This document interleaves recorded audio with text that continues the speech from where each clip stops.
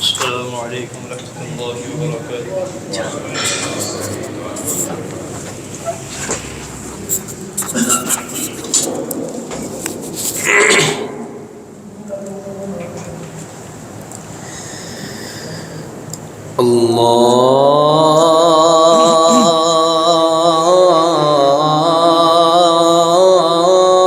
الله أكبر الله أكبر الله أكبر الله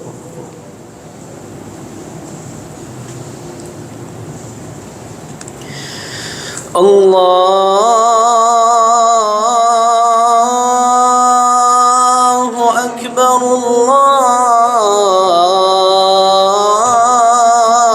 الله أكبر الله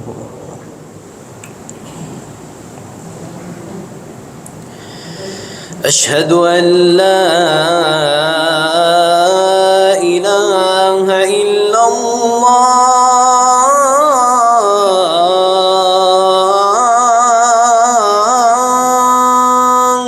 أشهد أن لا إله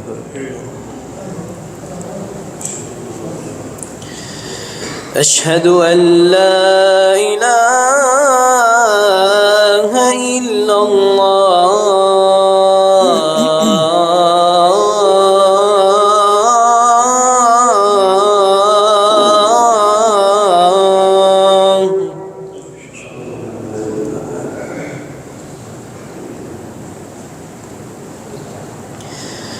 أشهد أن محمدًا رسول الله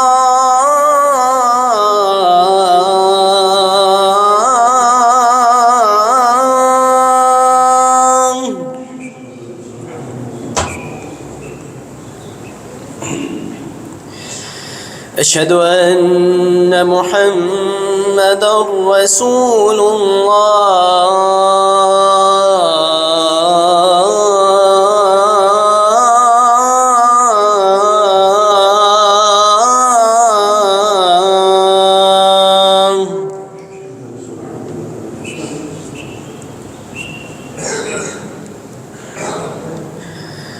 حي على الصلاة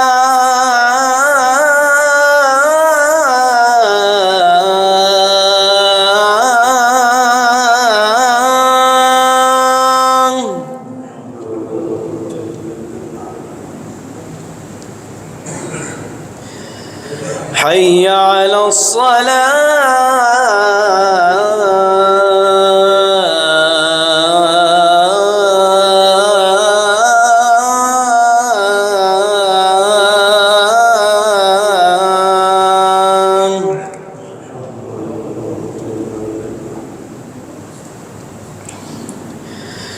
حي على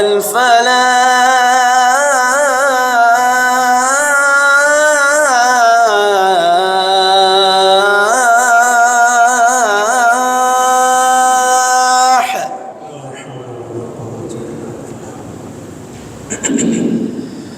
حي على الفلاح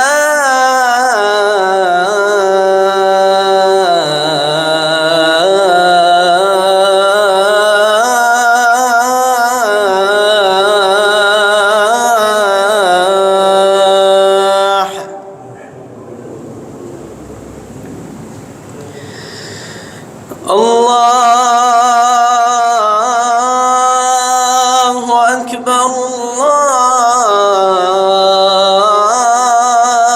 الله أكبر لا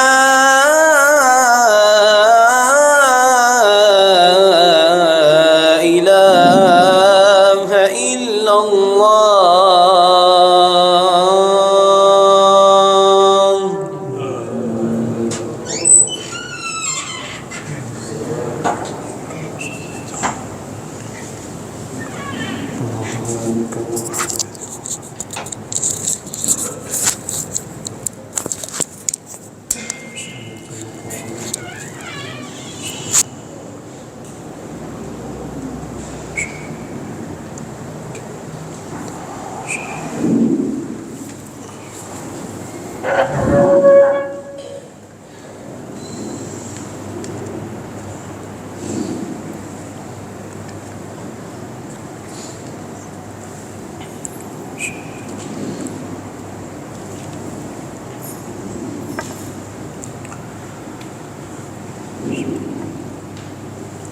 إن الحمد لله نحمده ونستعينه ونستغفره ونعوذ بالله من شرور أنفسنا ومن سيئات أعمالنا.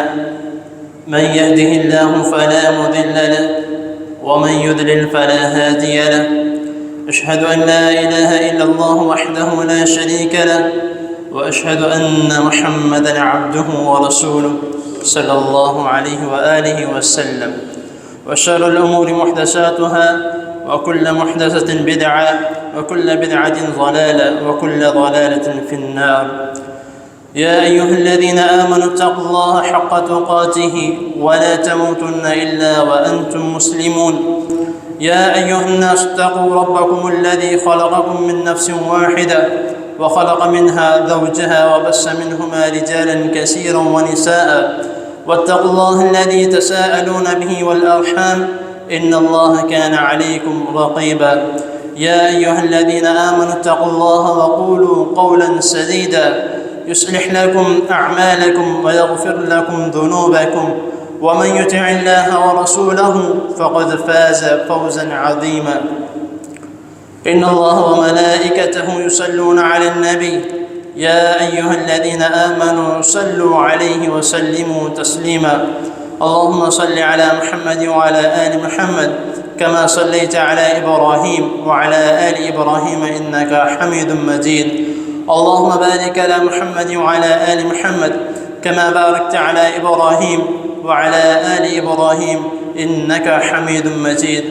أما بعد، أعوذ بالله السميع العليم من الشيطان الرجيم من همزه ونفسه ونفخه. وقضى ربك ألا تعبدوا إلا إياه وبالوالدين إحسانا إما يبلغن عندك الكبر أحدهما أو كلاهما فلا تقل لهما أف ولا تنهرهما وقل لهما قولا كريما واخفض لهما جناح الذل من الرحمة وقل رب ارحمهما كما ربياني صغيرا. صدق اللہ العظیم. حضرت محترم،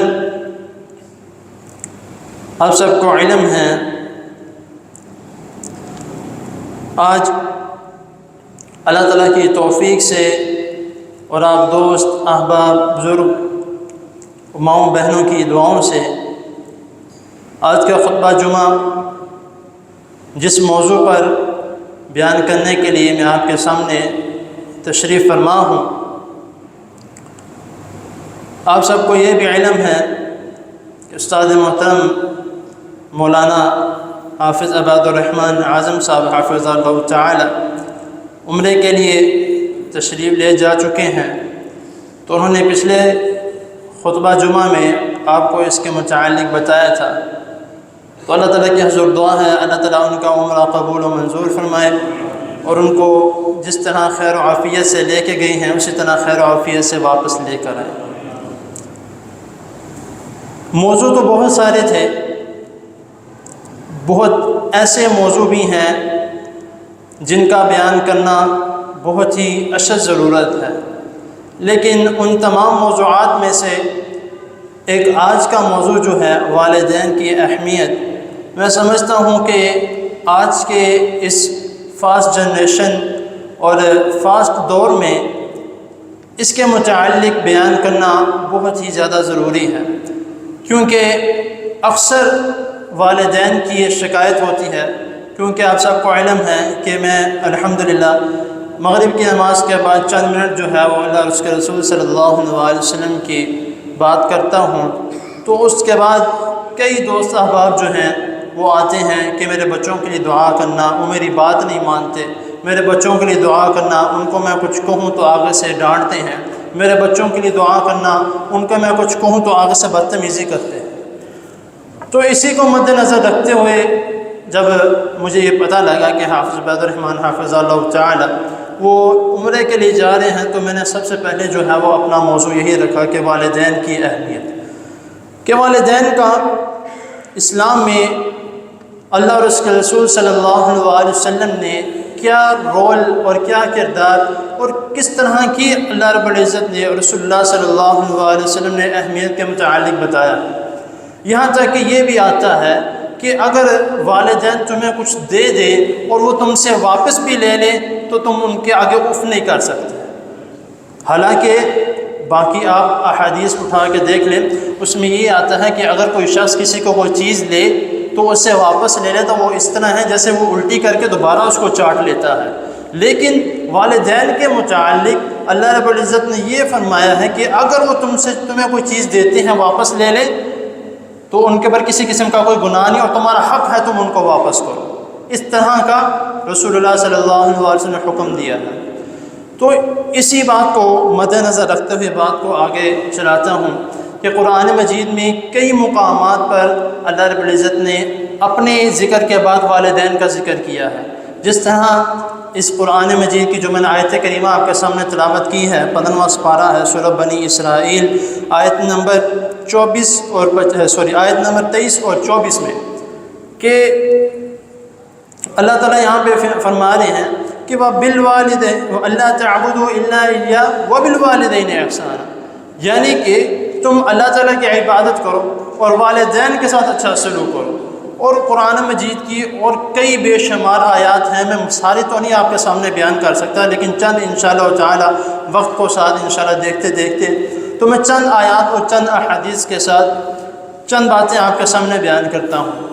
سب سے پہلے اللہ تعالیٰ نے یہاں پر جو ہے والدین کے ساتھ کس طرح سلوک کرنا ہے، کس طرح رہنا ہے اور ان کے ساتھ کس طرح پیش آنا ہے، اللہ تعالیٰ نے ان 2 آیات میں کھلم کھلا بیان کر دیا۔ اگر کوئی شخص ان 2 آیات کو سمجھ لے تو والدین کی حقیقی اہمیت کیا ہے وہ اس بات کو سمجھ لے گا۔ ہم جو ہیں آج کے دور میں کیا کرتے ہیں کہ والدین اگر کوئی کام کہتے ہیں تو کہتے ہیں کہ تھوڑی دیر بات کر لیتا ہوں، ابھی میں فارغ نہیں ہوں۔ والدین کوئی کام کہتے ہیں جو ہم آگے سے منہ بنا لیتے ہیں کہ یار میں آپ کو نظر نہیں آ رہا میں کیا کروں۔ کہ ایسے بھی گھر والے ہیں جن کو میں نے دیکھا کہ وہ آگے سے بدتمیزی شروع کر دیتے ہیں، اور انتہائی قسم کی بدتمیزی کہ جس کے کوئی حد نہیں ہے۔ لیکن یہ تو میں بدتمیزی کی بات کروں، اللہ تعالیٰ یہاں پہ فرما رہے کہ اف بھی نہیں کرنا، ان کے آگے اف بھی نہیں کرنا۔ یہ کرنا یا غلط الفاظ استعمال کرنا یہ تو بہت بڑی بات ہے۔ تو یہاں پر اللہ تعالیٰ فرما رہے ہیں کہ اما یبلغن عندک الکبر احدہما، کہ جب وہ بڑھاپے کی عمر کو پہنچ جائیں تو ان کا ہاتھ بنو، ان کا ساتھ دو، ان کی مدد کرو۔ تو لیکن ہم کیا کرتے ہیں، ہم والدین کو گاڑی میں بٹھاتے ہیں اور اولڈ ایج ہوم چھوڑاتے ہیں کہ ہم سے نہیں سنبھالے جا رہے۔ والدین ماشاءاللہ 4 بچے ہیں، 5 بچے ہیں، 10 بچے ہیں، 15 بچے ہیں، 2 والدین ایک جوڑا ان 15 بچوں کو سنبھال لیتا ہے، لیکن یہ 15 بچے اپنے 2 والدین کو نہیں سنبھال سکتے۔ کوئی کہتا ہے کہ بھائی ایک ہفتہ میں اپنے پاس رکھ لیتا ہوں، ایک ہفتہ تم اپنے پاس رکھ لو، ایک ہفتہ تم اپنے پاس۔ تو یہ کوئی طریقہ ہے؟ یہ کوئی گیند تھوڑی ہے کہ آپ کبھی ادھر پھینک رہے ہیں کبھی ادھر پھینک رہے ہیں۔ اس کا ہمیں خیال کرنا چاہیے کہ والدین کے متعلق اللہ رب العزت نے کیا کیا نہیں فرمایا کہ ان کے آگے کوئی الفاظ تک استعمال نہیں کرنے، بلکہ ان کے لیے دعا کرو۔ ایک صحابی نے رسول اللہ صلی اللہ علیہ وسلم سے سوال کیا کہ اے اللہ کے رسول صلی اللہ علیہ وسلم، سب سے بڑا، چھوٹا موٹا نہیں، سب سے بڑا اور افضل ترین عمل اور سب سے اچھا عمل کون سا ہے؟ رسول اللہ صلی اللہ علیہ وسلم نے فرمایا کہ سب سے افضل عمل، یہاں تک کہ میں آپ کو یہ بتاتا چلوں کہ اس حدیث میں رسول اللہ صلی اللہ علیہ وسلم نے جہاد سے بھی زیادہ افضل عمل قرار دیا کہ سب سے افضل عمل اور سب سے بہترین عمل کون سا ہے کہ والدین کے ساتھ حسن سلوک کرنا، ان کے ساتھ اچھے طریقے سے پیش آنا، ان کی فرما برداری کرنا۔ اور اس سے پہلے اللہ تعالیٰ نے فرمایا کہ اللہ تعالیٰ کے ساتھ کسی کو شریک نہ ٹھہرانا اور وقت پہ نماز ادا کرنا، یہ اللہ تعالیٰ کے حقوق ہیں۔ وقت پہ نماز ادا کرنا، اللہ تعالیٰ کسی کے ساتھ شریک نہ ٹھہرانا، اور اس کی بعد ہی اللہ تعالیٰ نے یہ رسول اللہ صلی اللہ علیہ وسلم نے یہ فرما دیا کہ والدین کے ساتھ اچھا سلوک کرنا یہ سب سے افضل اور بڑا عمل ہے۔ اب ہم ذرا اپنے گریبان میں جان کر دیکھیں ہم کیا کر رہے ہیں، ہم اس حدیث پر مکمل اتر رہے ہیں۔ ایک شخص، ایک بچہ آج اٹھ کے کہتا ہے کہ والدین کو آپ نے میرے لیے کیا ہی کیا ہے؟ پوچھتے ہیں، بڑے والدین اس طرح کہتے ہیں، آ کے کہتے ہیں کہ بچے ہم سے پوچھتے ہیں کہ آپ نے ہمارے لیے کیا کیا، ہم کیا جواب دیں ان کو؟ تو سب سے بہترین جواب پتہ کیا ہے؟ والدین کیا جواب دیں کہ بھائی جب تو پیدا ہوا تھا کتنے کلو کا تھا؟ 2.5-3 کلو کا تھا، یہ آج جو 75 کلو کا، 60 کلو کا، 80 کلو کا بنا پھرتا ہے، یہ سارا تجھے ہم نے کھلا پلا کے بڑا کیا ہے۔ تو ہم پوچھتے ہیں کہ آپ نے ہمارے لیے کیا ہی کیا ہے؟ انگلی پکڑ کے تجھے چلایا، پھر بھی پوچھتے ہیں بھائی کیا ہی کیا ہے؟ گودی میں اٹھا کر جس جگہ پہ، جو جگہ گیلی تھی اس جگہ پہ خود لیٹ کر خود کو، آپ کو سوکھی جگہ پہ لٹایا، اور کیا کیا ہے؟ آپ کو اچھی تربیت دی ہے، اچھے اسکول میں کوشش کی ہے، پھر بھی پوچھتے ہیں کیا ہی کیا ہے؟ یہاں تک کہ میں اکثر جو ہے اپنے دروس میں بات کہتا ہوں، اور کئی مرتبہ میں نے پہلے بھی اسی کے متعلق درس دیا، تو میں نے یہ بات، ہر بات لازمی میں کہتا ہوں کہ کوئی بھی کام آپ نے کرنا ہو، کوئی بھی کسی بھی قسم کا کام کرنا ہو، نیا کام شروع کرنا ہے یا اسی کام میں کسی قسم کی اپڈیٹنگ کرنی ہے، تو والدین سے مشورہ لازمی کیا کریں۔ کیونکہ یہ میں نہیں کہہ رہا، یہ اللہ رب العزت قرآن مجید میں اور رسول اللہ صلی اللہ علیہ وسلم حضرت عائشہ رضی اللہ تعالیٰ عنہا کو حکم دے رہے ہیں۔ اس سے بڑی بھی کوئی بات ہو سکتی ہے کہ رسول اللہ صلی اللہ علیہ وسلم مشورہ کرنے کا کہہ رہے ہیں کہ اپنے والدین سے مشورہ کر لیا کرو۔ کیوں؟ اب اس کی حکمت کیا ہے اپنے والدین سے مشورہ کرنے کی؟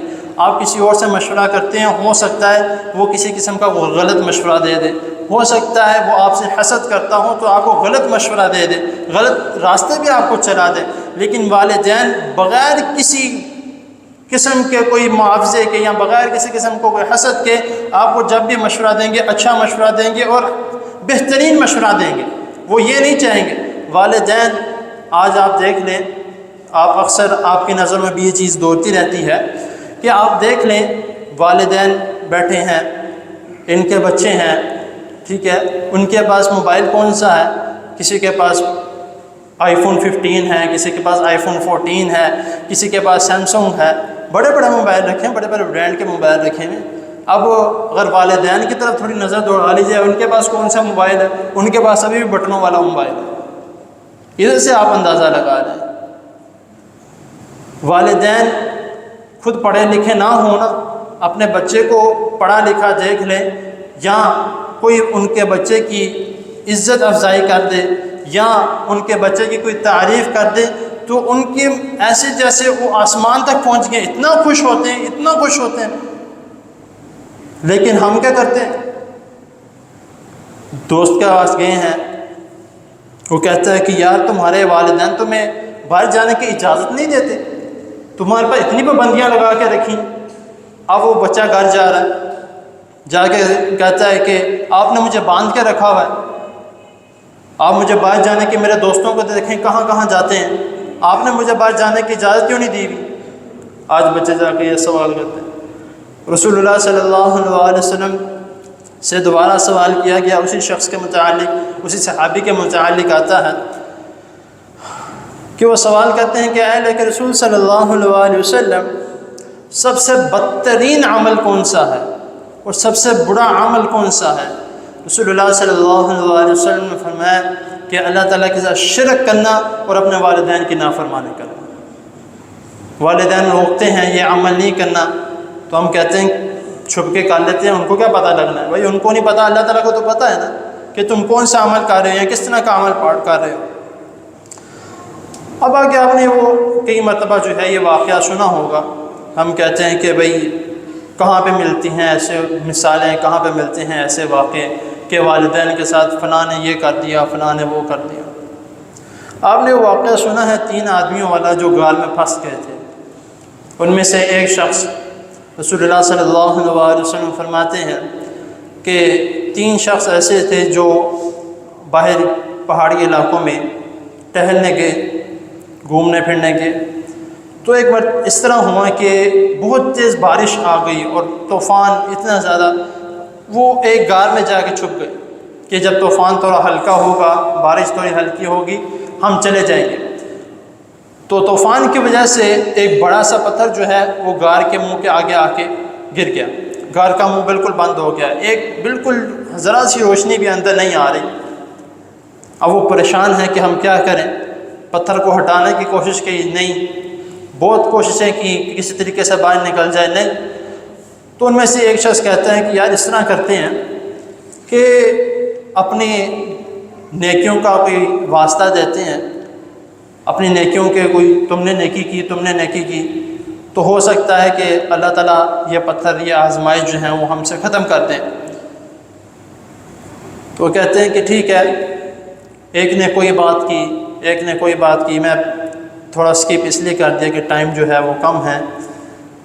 تیسرا شخص جو ہے وہ کہتا ہے کہ اے اللہ، میں بکریاں چراتا ہوں، میں اپنی بکریاں جب باہر لے کے جاتا ہوں تو شام کو واپس آتا ہوں تو میرے والدین سو جاتے ہیں، تو میں دودھ نکال کے لے کے آتا ہوں تو ان کے شرانے میں کھڑا ہو جاتا ہوں، میرے بچے بھوکے رہتے ہیں، میری بیوی بھوکی رہتی ہے، بچے بھوک کی وجہ سے رو رہے ہوتے ہیں، لیکن میں سب سے پہلے اپنے والدین کو دودھ پلاتا ہوں، جب تک وہ اٹھ نہ جائے میں ان کو ہلاتا نہیں ہوں کہ ان کی نیند نہ خراب ہو جائے۔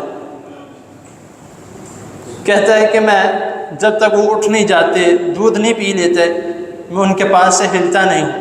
اے اللہ یہ نیکی ہے تو اس پتھر کو ہماری طرف سے ہٹا دے۔ تو رسول اللہ صلی اللہ علیہ وسلم صحابہ اکرام کو اسی طرح یہ مکمل بات سنا رہے ہیں۔ تو صحابہ اکرام کہتے ہیں کہ ہم رو رہے ہیں، زاروں قطار رو رہے ہیں۔ تو رسول اللہ صلی اللہ علیہ وسلم نے فرمایا کہ جب اس شخص نے یہ آخری کلمات کہے کہ اے اللہ یہ اگر نیکی ہے تو اس پتھر کو ہٹا دے، تو اسی وقت جو ہے وہ پتھر اڑ کے سائڈ پہ ہو گیا اور وہ تینوں شخص باہر نکل گئے۔ تو یہ والدین کے جو ہے وہ مثالیں ہیں۔ تو ہم اپنی مگن میں لگے ہوئے ہیں، اپنی موج مستی میں ہیں، ہمیں پتہ نہیں کسی چیز کا۔ ہاں، اگر کوئی شخص یہ کہتا ہے کہ میں مسلمان ہوں لیکن والدین جو ہیں وہ غیر مسلم ہیں، تو پھر کیا کیا جائے؟ وہ کہتے ہیں کہ بھئی ہمارے مذہب پہ چلو، تو اس کا بھی رسول اللہ صلی اللہ علیہ وسلم نے طریقہ کار بتایا ہے، اللہ رب العزت نے اس کا بھی ہمیں طور بتایا ہے کہ تب کیا کرنا ہے۔ تب بھی یہ نہیں ہے کہ آپ بدتمیزی کرنے لگ جائیں، تب بھی یہ نہیں ہے کہ ان کے سامنے برا بھلا بولنے لگ جائیں کہ میں اسلام پر ہوں، مجھے کیوں کسی اور طرف لے کے جا رہے ہو۔ حضرت ابراہیم علیہ السلام کا آپ نے واقعہ سنا ہے۔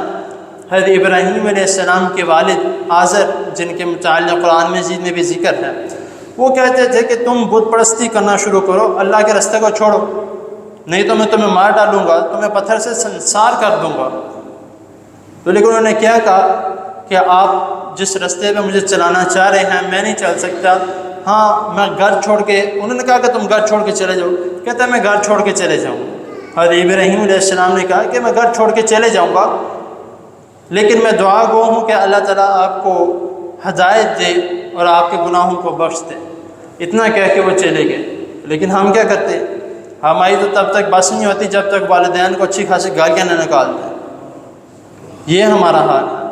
ایسے ہی ہے، آپ معاشرے میں ہیں، آپ کو بھی علم ہے اس کے متعلق کہ والدین جو ہیں وہ کرتے ہیں اس طرح کے عمل۔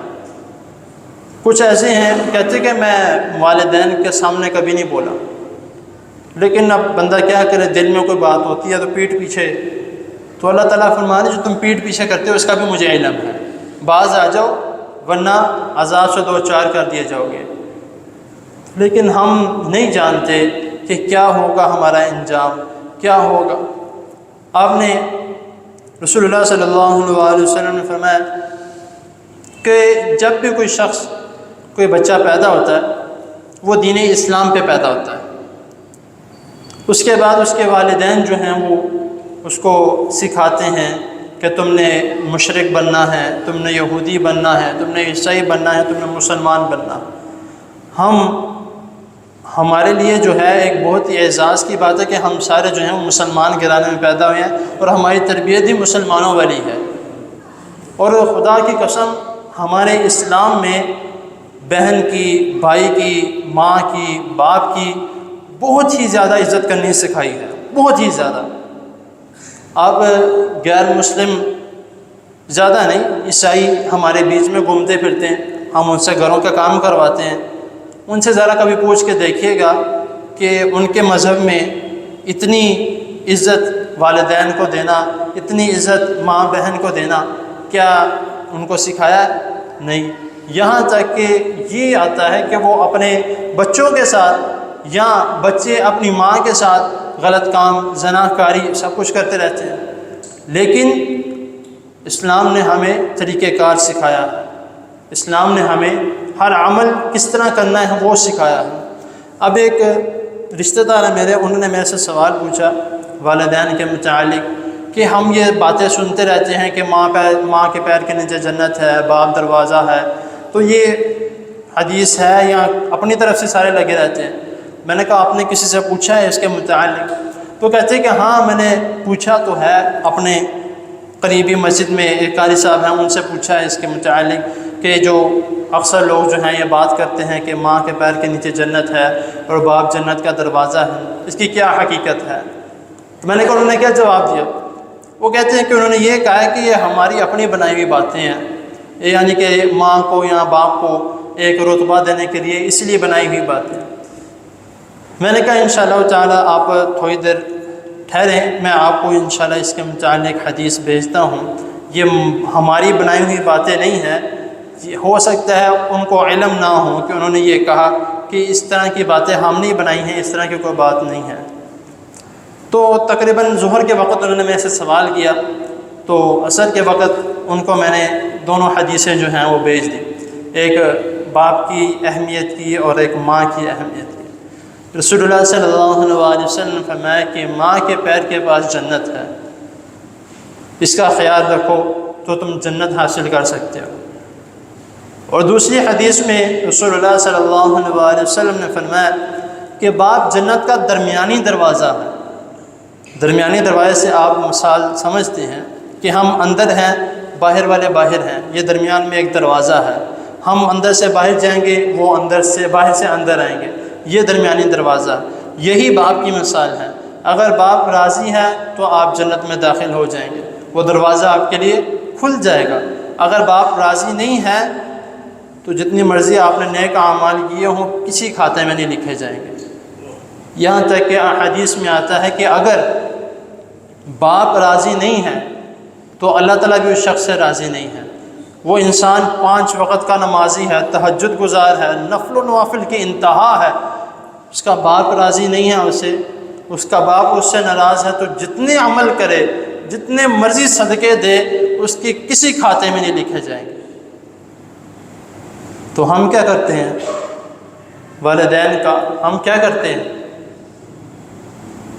اکثر جو ہے وہ میں نے یہ باتیں سنی ہیں کہ ایک شخص اس کے والد فوت ہو گئے، تو وہ کسی کام گیا ہوا تھا، کہتا ہے کہ میں نہیں آ سکتا، آپ لوگ ان کا جنازہ پڑھاؤ، دفن کرو، جب آئیں گا تب دیکھ لوں گا کیا کرنا ہے کیا نہیں کرنا۔ یہ ہمارا حال ہے۔ اور رسول اللہ صلی اللہ علیہ وسلم کیا فرماتے ہیں؟ ایک شخص جو ہے جہاد کے لیے اپنا نام لکھوانے کے لیے گیا، کیا اللہ کے رسول صلی اللہ علیہ وسلم سارے صحابہ کرام رضی اللہ تعالیٰ عنہم جہاد کے لیے اپنا نام لکھوا رہے ہیں، بہت بڑا عمل ہے، اپنی جان مال نشاور کر دینا، قربان کر دینا اللہ کے راستے میں، بہت بڑا عمل ہے۔ رسول اللہ صلی اللہ علیہ وسلم نے اس صحابی سے پوچھا کہ کیا تمہارے والدین ہیں؟ اس نے کہا جی ہیں، زندہ ہیں۔ تو نبی کریم صلی اللہ علیہ وسلم نے فرمایا کہ تم اپنا مال، اپنی جان ان کے قدموں میں، ان کی خدمت میں جا کے خرچ کرو، جہاز سے زیادہ تمہیں ثواب ملے گا۔ اس سے بڑی بھی کوئی بات ہے، لیکن ہم اس کے متعلق جانتے نہیں ہیں کہ والدین کی کیا اہمیت ہے۔ ہم درباروں میں جاتے ہیں، کبھی کس سے دعا کرائی، کبھی امام صاحب سے کہہ دیا میرے لیے دعا کرنا، کبھی کسی خطیب صاحب سے کہہ دیا میرے لیے دعا کرنا۔ میں کہتا ہوں کہ سب سے بڑے پیر جو ہیں اور سب سے زیادہ جن کی دعا قبولیت کے درجے کو پہنچتی ہے وہ والدین ہیں۔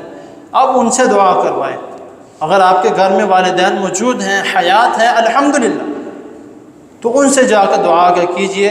خدا کی قسم ہو سکتا ہے کہ آپ کسی اور کو دعا کرنے کے لیے کہیں، خطیب کو کہیں، امام صاحب کو کہیں، یا کسی پیر کو کہیں، یا کسی دربار میں جا کے کسی اور کو کہیں، ہو سکتا ہے کہ وہ آپ سے یا آپ کی دعا جو ہے وہ خلوص نیت کے ساتھ نہ کرے، لیکن والدین جو ہیں وہ خلوص کے ساتھ، بالکل خلوص کے ساتھ آپ کے لیے دعا کریں گے تو انشاءاللہ تعالیٰ وہ دعا رائے گاہ نہیں جائے گی، وہ دعا اللہ تعالیٰ رد نہیں کریں گے۔ لیکن ہم نہیں کہتے۔ میں اکثر جو ہے اس طرح ہوتا ہے کہ اپنے کام سے واپس آتا ہوں یا کسی جگہ پہ گیا ہوں یا شہر سے باہر گیا ہوں، واپس آتا ہوں، رشتہ دار بیٹھے ہیں، اپنے والد صاحب سے آ کے ملتا ہوں، سلام لیتا ہوں، ان کو بوسہ دیتا ہوں، دیکھ کے میں سائڈ پہ ہو جاتا ہوں۔ تو مجھے اچھی طرح یاد ہے کہ ایک مرتبہ اسی طرح میں آیا تو آ کے میں نے اپنے معمول کے مطابق اپنے والد گرامی کا سے سلام لیا، ان سے بوسہ لیا، اور بوسہ لے کے میں سائڈ پہ ہو گیا۔ تو وہاں پر جو میرے رشتہ دار بیٹھے ہوئے تھے کہتے ہیں کہ یار اتنے بڑے ہو گئے ابھی بھی یہ عمل کرتے ہو۔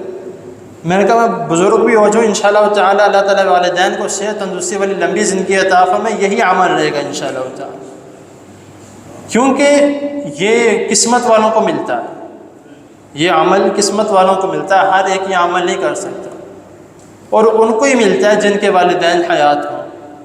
جن کے والدین نہیں ہیں اللہ تعالیٰ ان کو جنت الفردوس میں اعلیٰ مقام عطا فرمائے، اور ہمیشہ جو ہے وہ اپنے والدین کے لیے دعا کرتی رہنی چاہیے۔ اپنے لیے کرے نہ کریں، جب ہاتھ اٹھائیں تشہد کی حالت میں ہوں اپنے والدین کے لیے لازمی دعا کریں۔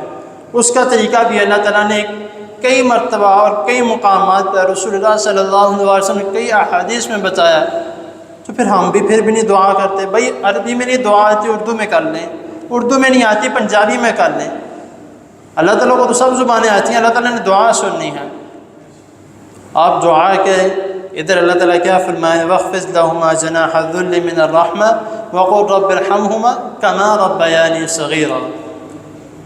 کہ اے اللہ، ادھر دعا کی جا رہی ہے، اے اللہ ان دونوں پر اس طرح ہی رحمت نازل فرما جس طرح انہوں نے بچپن میں میرے ساتھ شفقت کی ہے۔ اب میرے خیال سے ہم ساری زندگی بھی دعا کرتے رہے نا، ہم والدین کا حق نہیں ادا کر سکتے۔ ایک صحابی کے متعلق آتا ہے کہ وہ شام سے پتہ نہیں روم سے شہر کا میرے ذہن میں نہیں ہے، چل کے آئے، بزرگ ماں کو اپنی کندھوں پہ بٹھایا ہوا ہے، پیدل چل کے آئے، آ کے طواف کیا، 7 چکر ماں کو کندھوں پہ اٹھایا ہوا ہے، صفا مروہ ماں کو کندھوں پہ اٹھایا ہوا ہے، اور آ کے سوال کرتے ہیں کہ میں فلاں شہر سے چل کے آیا ہوں، طواف کروایا ہے، صفا مروہ کروائی ہے، تو کیا میں نے اپنی ماں کا حق ادا کر دیا؟ تو کہتے ہیں کہ تو نے اتنا کچھ تو کیا ہے، لیکن تو نے اپنی ماں کی پہلی چیخ کا بھی حق ادا نہیں کیا جو تو پیدا ہوتے وقت اس وقت اس کی چیخ نکلی تھی۔ تو ہم کہتے ہیں کہ آپ نے ہمارے لیے کیا ہی کیا۔ اس کا ہمیں اپنا محاسبہ کرنا چاہیے کہ ہم کن لوگوں میں اپنے آپ کو شمار کر رہے ہیں۔ ہم تو سارا کچھ یہ عمل، کھانا پینا چلنا پھرنا، یہ سارا کچھ غیر مسلم بھی کرتے ہیں، لیکن مسلمان ہونے کے ناطے ہم کیا کر رہے ہیں؟ اللہ تعالیٰ نے قرآن مجید میں جہاں پہ سورۃ النساء میں اللہ تعالیٰ فرماتے ہیں وَاعْبُدُوا اللَّهَ وَلَا تُشْرِكُوا بِهِ وَبِالْوَالِدَيْنِ إِحْسَانًا۔ اللہ تعالیٰ کیا فرماتے ہیں کہ میری عبادت کرو اور میرے ساتھ کسی کو شریک نہ ٹھہرانا، اور پھر اللہ تعالیٰ نے آگے کیا فرمایا کہ والدین کے ساتھ اچھا سلوک کرو۔ اس کے بعد پہلے سپارے میں آ جائیں سورۃ البقرہ میں کہ اللہ تعالیٰ فرما رہے ہیں وَإِذَا أَخَذْنَا مِيثَاقَ بَنِي إِسْرَائِيلَ لَا تَعْبُدُونَ إِلَّا اللَّهَ وَبِالْوَالِدَيْنِ إِحْسَانًا۔ اب ہم کہتے ہیں کہ شاید ہمارے لیے یہ حکم ہے کہ والدین کے ساتھ اچھا سلوک کرو، والدین کے ساتھ اچھا سلوک کرو، شاید ہمیں ہی یہ اللہ تعالیٰ نے حکم دیا، ایسا نہیں ہے۔ ہم سے پہلے جتنی قومیں گزر چکی ہیں اللہ تعالیٰ نے ان کو بھی یہ حکم دیا تھا۔ یہاں پہ اللہ تعالیٰ فرما رہے ہیں کہ جب ہم نے بنی اسرائیل قوم کو کہا تھا کہ اللہ تعبدوا الا اللہ، کہ اللہ تعالیٰ کی عبادت کرو اور اس کے ساتھ کسی کو شریک نہ ٹھہراؤ، وبالوالدین احسانا، اور اپنے والدین کے ساتھ اچھا سلوک کرو، تو یہ والدین کے ساتھ ان کا حکم یہ چلتا آ رہا ہے۔ لیکن جتنے بھی غیر مسلموں میں عمل ہیں، برے اعمال ہیں غیر مسلم جو کرتے ہیں، خدا کی قسم وہ سارے اعمال ہم مسلمانوں میں ہیں۔ اب کے جو مسلمان ہیں سارے اعمال ہم میں، چغل خوری ہم کرتے ہیں، والدین کے ساتھ برا سلوک ہم کرتے ہیں، چوریاں ہم کرتے ہیں، اللہ تعالیٰ کے ساتھ شریک ہم ٹھہرا رہے ہیں اور ہم اپنے آپ کو مسلمان کہتے ہیں۔ تو اگر ہم بچے ہیں تو صرف اور صرف رسول اللہ صلی اللہ علیہ وسلم کی دعا کی وجہ سے بچے ہیں، اور ان لوگوں کی وجہ سے بچے ہیں جو توبہ استغفار کرتے رہتے ہیں، بلکہ باقی ہمارے اعمال جو ہیں وہ اس طرح کے نہیں ہیں، تبھی تو ہم یہ چھوٹے موٹے عذاب سے گرے پڑے ہیں۔ کبھی کوئی عذاب، کبھی کوئی فتنہ ہم پر آ رہا ہے، کبھی کوئی مسئلہ، کبھی کوئی کچھ۔ تو اسی لیے ہمیں کوشش کرنی چاہیے۔ احادیث اور بہت ہیں، مثالیں، واقعات اور بہت ہیں، آیات اور بہت ہیں بتانے کے لیے، لیکن میرے خیال سے وقت کے ساتھ اتنا ہی بڑا ہے۔ ہمیں کوشش کرنی چاہیے کہ اپنے والدین کے ساتھ اچھا سلوک کریں، والدین کے ساتھ اس طرح سے پیش آئیں جس طرح رسول اللہ صلی اللہ علیہ وسلم نے حکم دیا ہے۔ انشاءاللہ تعالی آپ والدین کے ساتھ اس طرح سے پیش آئیں گے جس طرح اللہ رسول صلی اللہ علیہ وسلم نے حکم دیا ہے، کبھی پوری زندگی آپ کی گزر جائے کبھی بے برکتی نہیں پڑے گی، پوری زندگی آپ کی گزر جائے کبھی کسی قسم کی پریشانی آپ کے پلے نہیں آئے گی، کبھی کسی قسم کی کوئی مصیبت آپ کے اوپر نہیں آئے گی، کیونکہ جب ہم گھر سے نکلتے ہیں والدین دعا کرتے ہیں ہمارے لیے، ہمیں علم نہ ہو لیکن وہ ہمارے لیے دعا کرتے ہیں۔ تو اسی لیے ہمیشہ جو ہے وہ اپنے والدین کے ساتھ اچھا سلوک کرنا چاہیے، ان کے لیے ہمیشہ دعا کریں، رب ارحمہما کما ربیانی صغیرا ربنا اغفر لی ولوالدی وللمؤمنین یوم یقوم الحساب۔ اللہ تعالیٰ کے حضور دعا ہے اللہ تعالیٰ ہمیں جو سنا جو اس نے اس کو سمجھنے کی توفیق عطا فرمائے، اس پر عمل کرنے کی توفیق عطا فرمائے، اور ہمیں ہمیشہ اپنے والدین کے ساتھ اچھا سلوک کرنے کی توفیق عطا فرمائے۔ وآخر دعوانا ان الحمد للہ رب العالمین۔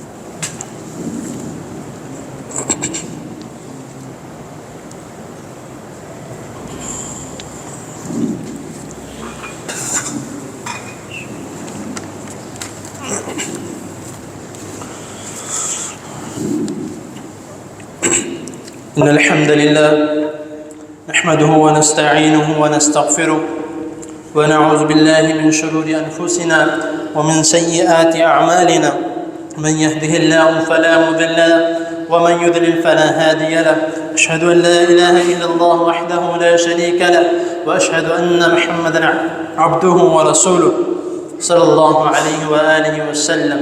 أما بعد، إن الله وملائكته يصلون على النبي يا أيها الذين آمنوا صلوا عليه وسلموا تسليما. اللهم صل على محمد وعلى آل محمد كما صليت على إبراهيم وعلى آل إبراهيم إنك حميد مجيد.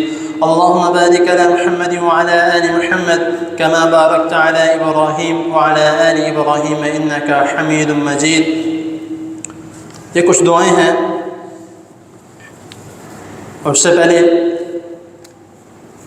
والد محترم بتا رہے ہیں کہ حافظ عبید الرحمن حفظ اللہ تعالی ان کا فون آیا ہے، وہ آپ سب کو سلام بھیج رہے ہیں، اور ان کا پیغام ہے کہ انشاءاللہ تعالی ان کی دعاؤں میں آپ ہمیشہ ہیں انشاءاللہ تعالی۔ تو یہ کچھ دعائیں ہیں، میں بول دیتا ہوں، آپ آمین کہہ لیں، اللہ تعالیٰ قبول فرمائے۔ ایک بھائی ہیں، کہتے ہیں میرے چھوٹے بھائی امتیاز احمد صاحب کی جگر کے مرض میں مبتلا ہیں، دعا کر اللہ تعالیٰ ان کو صحت کاملہ عاجلہ عطا فرمائے۔ اگر ایک جہانگیر صاحب ہیں، انہوں نے اپنے بیٹے کے لیے دعا کا کہا، اللہ تعالیٰ ان کو مکمل صحت عطا فرمائے۔ حافظ محمد ساز ذیشان کے نانا نانی اور دادی کی مغفرت کے لیے دعا، اللہ تعالیٰ ان کو جنت الفردوس میں اعلیٰ مقام عطا فرمائے۔ ہمارے مسجد کے تمام نمازیوں کے لیے دعا مغفرت جو فوت ہو چکے ہیں، اللہ تعالیٰ ان کو جنت الفردوس میں اعلیٰ مقام عطا فرمائے۔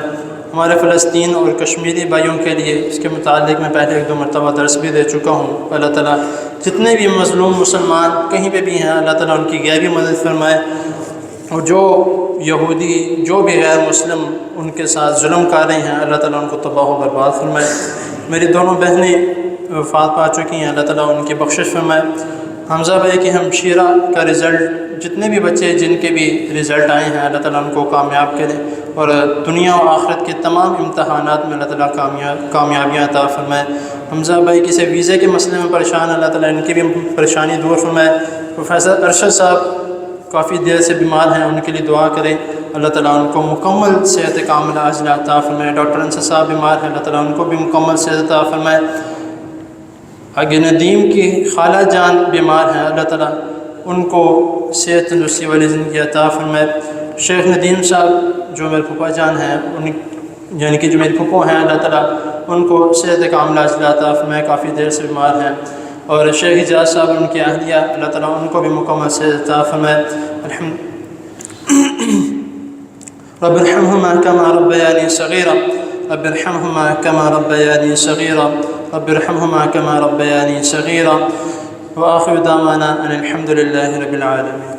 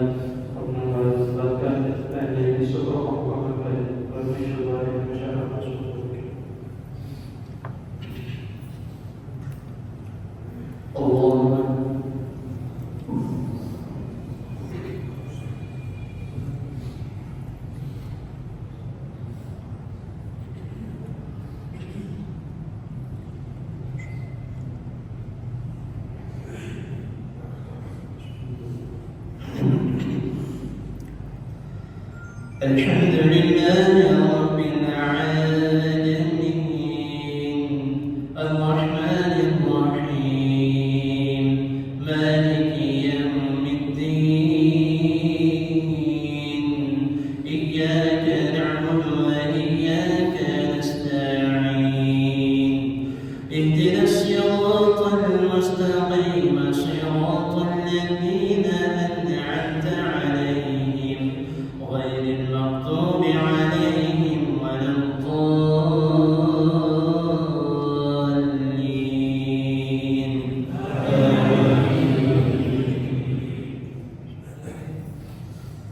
سبح اسم ربك الأعلى الذي خلق فسوى والذي قدر فهدى والذي أخرج المرعى فجعله غثاء أحوى سنقرئك فلا تنسى إلا ما شاء الله إنه يعلم الجهر وما يخفى ونيسرك لليسرى فذكر إن نفعت الذكرى سيذكر من يخشى ويتجنبها الأشقى الذي يصلى النار الكبرى ثم لا يموت فيها ولا يحيا قد أفلح من تزكى وذكر اسم ربه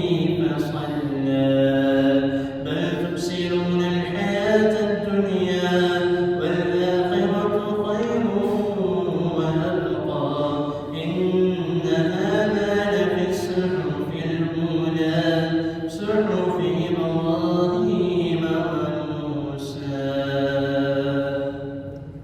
الله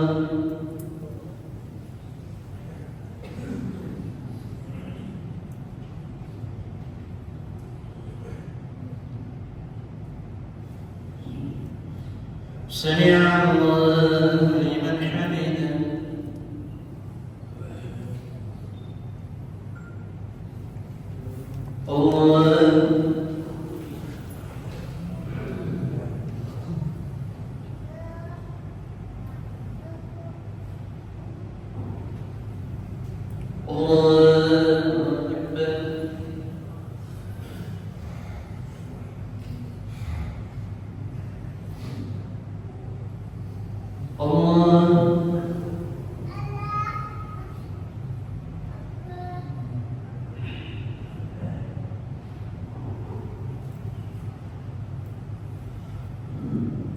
الله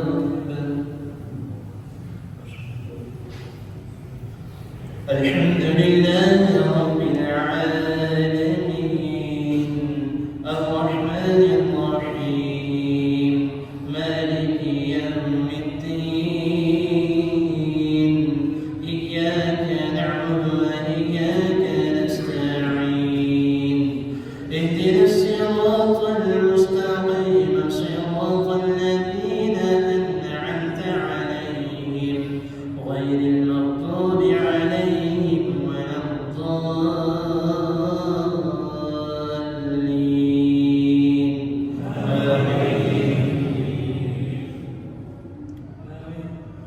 هل أتاك حديث الغاشية وجوه يومئذ خاشعة عاملة ناصبة تصلى نارا حامية تسقى من عين آنية ليس لهم طعام إلا من ضريع لا يسمن ولا يغني من جوع وجوه يومئذ ناعمة لسعيها راضية في جنة عالية لا تسمع فيها لاغية فيها عين جارية فيها سرر مرفوعة وأكواب موضوعة وأمانك مصفوفة وزرابي مبثوثة أفلا ينظرون إلى الإبل كيف خلقت وإلى السماء كيف رفعت وإلى الجبال كيف نصبت وإلى الأرض كيف سطحت فذكر إنما أنت مذكر لست عليهم بمسيطر إلا من تولى وكفر فيعذبه الله العذاب الأكبر إن إلينا إيابهم ثم إن علينا حسابهم الله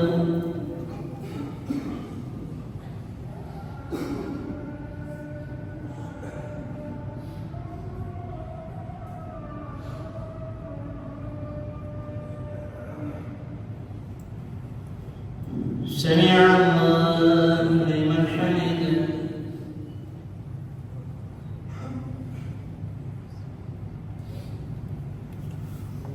الله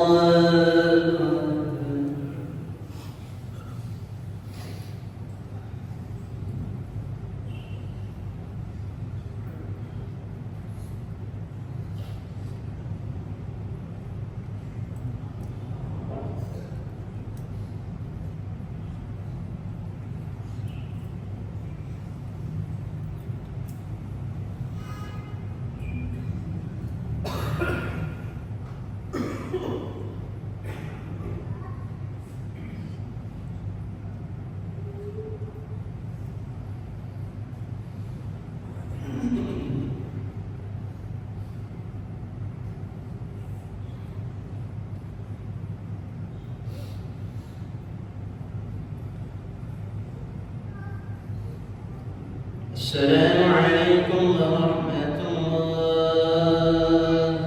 السلام عليكم ورحمة الله.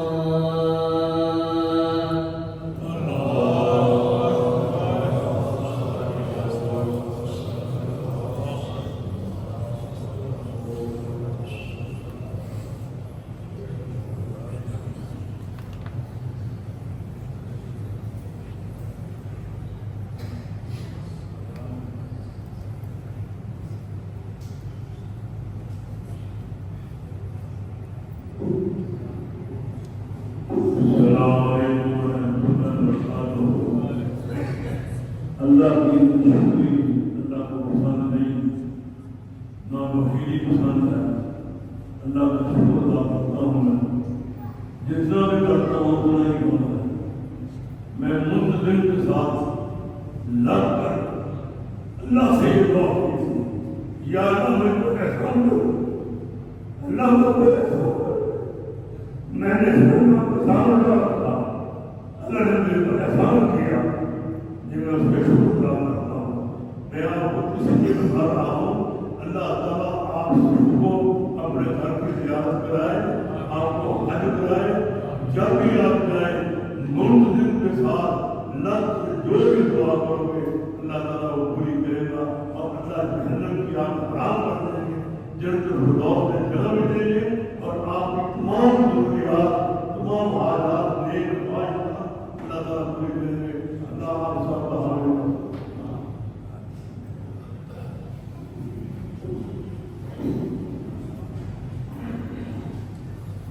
الحمد لله رب العالمين والعاقبة للمتقين. اللهم صل على محمد وعلى آل محمد كما صليت على إبراهيم وعلى آل إبراهيم إنك حميد مجيد. اللهم بارك على محمد وعلى آل محمد كما باركت على إبراهيم وعلى آل إبراهيم إنك حميد مجيد. ربنا آتنا في الدنيا حسنة وفي الآخرة حسنة وقنا عذاب النار. ربنا ظلمنا أنفسنا وإن لم تغفر لنا وترحمنا لنكن من الخاسرين. يا شافي المرض اشف مرضانا ومرضى المسلمين. يا شافي المرض اشف مرضانا ومرضى المسلمين. اللهم اشف مرضانا ومرضى المسلمين. أذهب أسقط الناس واشف أنت الشافي، لا شفاء إلا شفاءك وشفاء لا يغادر سقما. اللهم انصر الإسلام والمسلمين. اللهم انصر الإسلام والمسلمين. اللهم انصر الإسلام والمسلمين. اللهم أعز الإسلام والمسلمين. اللهم أعز الإسلام والمسلمين. اللهم أعز الإسلام والمسلمين. اللهم إنا نعوذ بك من جهد البلاء ودرك الشقاء وسوء القضاء وشماتة الأعداء. اللهم إنا نعوذ بك من زوال نعمتك وتحول عافيتك وحجابة الملك وجميع السخط. لا إله إلا أنت سبحانك إني كنت من الظالمين. يا